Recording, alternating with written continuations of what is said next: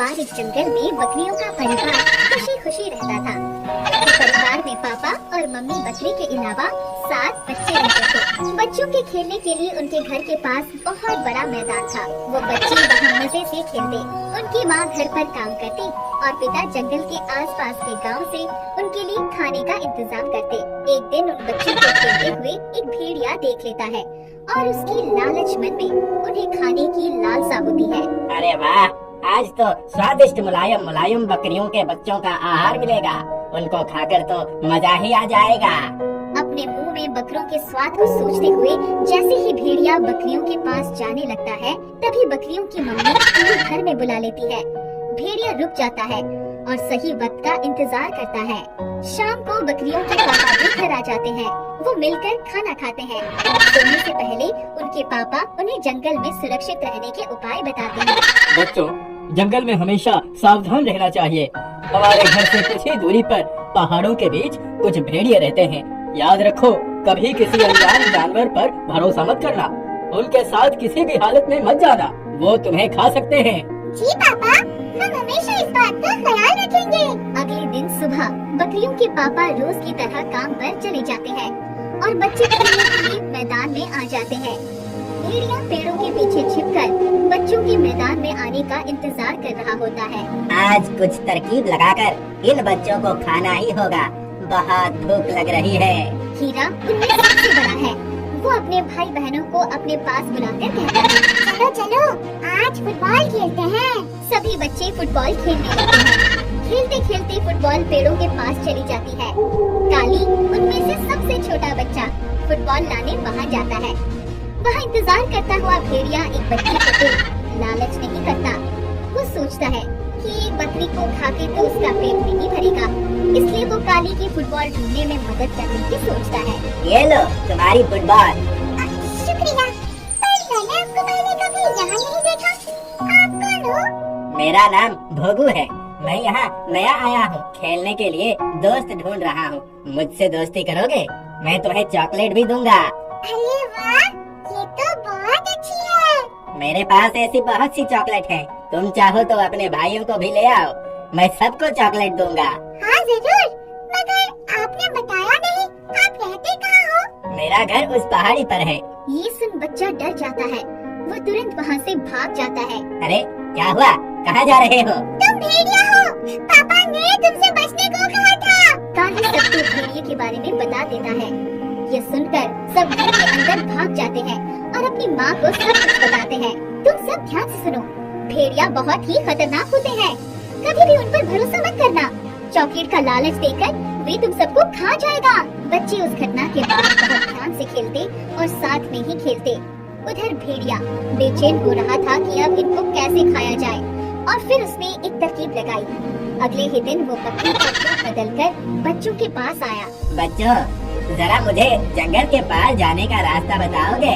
हाँ हाँ, क्यों नहीं, आप तो बकरी हो। भेड़िया मन ही मन खुश हो बच्चों के और पास आता है, मगर इससे पहले कि वो उनके इतने पास आ पाता कि उन्हें उठा पाए, हीरा की नजर उसके पैरों की तरफ जाती है और वो उसके नुकीले नाखून देख समझ जाता है कि वो बकरी नहीं भेड़िया है, और तुरंत कहता है, भागो भागो, ये बकरी नहीं भेड़िया है। बच्चे भागकर घर के अंदर छिप जाते हैं। अरे नहीं, एक बार फिर ये बच गए। कुछ और सोचना पड़ेगा। भेड़िया अब ताक लगाए बैठा रहता है। कुछ दिन इंतजार करने के बाद उसे मौका मिलता है। बच्चे भेड़िए को भूल जाते हैं और फिर से खेलने लगते हैं। चलो आज छुपन छुपाई खेलते हैं। वाह, बहुत मजा आएगा। मैं गिनती करता हूँ और आप लोग छुप जाओ। 1 2 3 4 5 6 7 8 9 10। सभी बच्चे अलग अलग जगह छिप जाते हैं। काली उन्हें ढूंढना शुरू करता है। भेड़िया भी इसी ताक में होता है और उनके छुपने की जगह को देख लेता है। आज तो मैं इन सबको पकड़कर अपने साथ ले जाऊंगा। घर पर जाकर इनको बढ़िया से पका कर खाऊंगा। भेड़िया बड़ी ही चतुराई से एक एक कर बच्चों को उठा बोरी में बंद कर देता है।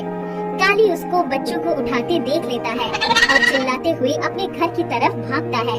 माँ, माँ, भेड़िया ने हीरा मोती को भी सबको उठा लिया। भेड़िया काली को भागते देख जल्दी से वहाँ से भाग जाता है। बकरियों की माँ काली की बात सुन बहुत डर जाती है और काली को साथ लेकर भेड़िए के पीछे भागती है। भेड़िया तब तक बहुत दूर निकल जाता है, मगर बकरियों की माँ भेड़िए के पैरों के निशान का पीछा करते हुए आगे बढ़ती है। कुछ दूर जाने के बाद भेड़िया अचानक रुक जाता है। उसे दूर एक शेर दिखाई देता है।